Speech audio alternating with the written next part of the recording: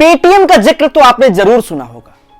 Paytm आज के समय में हर किसी की जरूरत बन चुका है। ऑटो वाला, रिक्शा वाला, सब्जी वाला, फल वाला, हर कोई पेटीएम यूज कर रहा है। लेकिन दिल्ली में नौबत आ गई है कि अब लोग पेटीएम से पैसे लेने से इनकार कर रहे हैं। आसान शब्दों में कहे तो पेटीएम के बुरे दिन शुरू हो गए हैं, उसके अच्छे दिन खत्म हो चुके हैं। इसके पेमेंट बैंक बंद होने की नौबत आ गई है। आखिर ऐसी क्या वजह है कि पेटीएम की अपार सफलता के बाद अब वह मुश्किलों में है? यह सवाल लोगों के जहन में कौंध रहा होगा।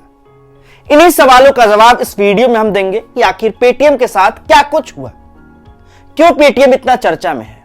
भारतीय रिजर्व बैंक यानी आरबीआई ने पेटीएम पेमेंट बैंक पर पाबंदी का ऐलान किया है। आरबीआई ने माना है कि पेटीएम ने कई मामलों में उल्लंघन किया। ऐसे में इसकी कई सेवाएं 29 फरवरी 2024 से बंद हो जाएंगी। आरबीआई इससे पहले भी पेटीएम को उल्लंघन के मामले में वार्निंग दे रहा था, लेकिन पेटीएम के मालिक जो प्रधानमंत्री के बेहद करीबी हैं, इस बात को दरकिनार कर रहे थे। उन्हें लग रहा था कि वो सरकार में है, सरकार में उनकी अच्छी पैठ है, ऐसे में उनकी कंपनी के खिलाफ क्या कार्रवाई हो सकती है। लेकिन पेटीएम पर मनी लॉन्ड्रिंग का शक पैदा हो गया है। अब आपको पेटीएम का इतिहास भी बता देते हैं। पेटीएम ने 2010 में अपना काम शुरू किया था, लेकिन इसकी वॉलेट सर्विस तब परवान चढ़ी जब पूरा देश हाहाकार में था। यानी 2016 में जब देश में नोटबंदी का ऐलान होता है। कैशलेस ट्रांजैक्शन के जोर पकड़ने के बाद सबसे ज्यादा फायदा अगर किसी को हुआ तो वो पेटीएम था। 10 नवंबर 2016 को पेटीएम के फाउंडर विजय शेखर शर्मा ने तो हद कर डाली। उन्होंने प्रधानमंत्री नरेंद्र मोदी की तस्वीर के साथ अखबारों में बड़े बड़े विज्ञापन दे डाले। लोगों ने पीएम की फोटो देखने के बाद पेटीएम पर आंख बंद भरोसा कर लिया। उन्हें लगा कि यह तो सरकारी है। अब नोटबंदी के कुछ ही घंटों बाद पेटीएम यूजर्स में 435% का उछाल आ गया, जिसे देख विजय शर्मा फूले नहीं समा रहे थे। मोदी सरकार के एहसान तो उन्हें उतारना था। यही वजह है कि पीएम मोदी पर बनी पिक्चर पर उन्होंने 200 रुपए तक का कैशबैक देना शुरू कर दिया। और इसी के साथ पेटीएम भारत में डिजिटल पेमेंट का पोस्टर बॉय बन गया। देश के कोने कोने में पेटीएम करो की आवाज गूंजने लगी। मई 2016 में पेटीएम पेमेंट बैंक को लॉन्च करने की जानकारी देते समय इसके फाउंडर विजय शेखर शर्मा से पत्रकारों ने पूछा कि आरबीआई के कड़े नियमों की वजह से कई कंपनियां आईं और बंद हो गई। कई ने अपने लाइसेंस सरेंडर कर दिए। ऐसे में आप इसे कैसे चलाएंगे? पत्रकारों के सवाल के जवाब में विजय ने कहा कि पेटीएम का शानदार सफर जारी रहेगा जब तक कोई रोड ब्लॉक ना आ जाए। लेकिन 7 साल की ऐतिहासिक सफलता के बाद पेटीएम के रास्ते में वो रोड ब्लॉक आ गया। रोड ब्लॉक जिसे आरबीआई ने सख्ती से कहा कि पेटीएम ने नियमों का उल्लंघन किया है। दरअसल पेटीएम की समस्या इससे पहले 2022 में भी शुरू हुई थी, जब इसका आईपीओ लॉन्च हुआ था।